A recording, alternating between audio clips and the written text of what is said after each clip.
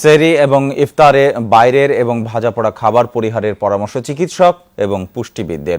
তাগিদ দিয়েছেন স্বাস্থ্যসম্মত খাবার গ্রহণ, প্রচুর পানীয় পান আর মৌসুমী ফলমূল খাওয়ার। রোজার অনেকটা সময় পড়েছে জুন মাসে, যখন দিনের দৈর্ঘ্য থাকে বছরে সবচেয়ে বেশি।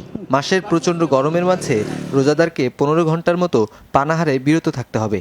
তবে কয়েকদিনের দাবদাহ শেষে জুনের মাঝামাঝিতে বৃষ্টি হবে এমন পূর্বাভাস আবহাওয়া অধিদপ্তরের।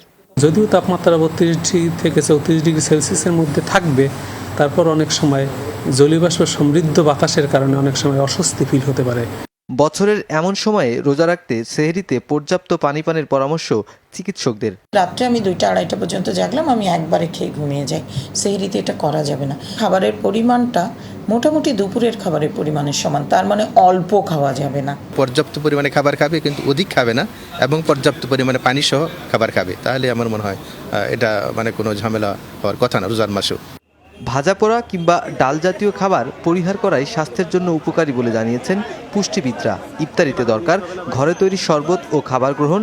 ইফতারির পর ধীরে ধীরে দীর্ঘ সময় ধরে পানি পানের পরামর্শ তাদের। মুখে অনেক স্বাদ লাগে সারাদিন পরে ওই ভাজা পোড়া ঝাল ওগুলো খেতে, কিন্তু আলটিমেটলি এটা শরীরের ক্ষতি করে।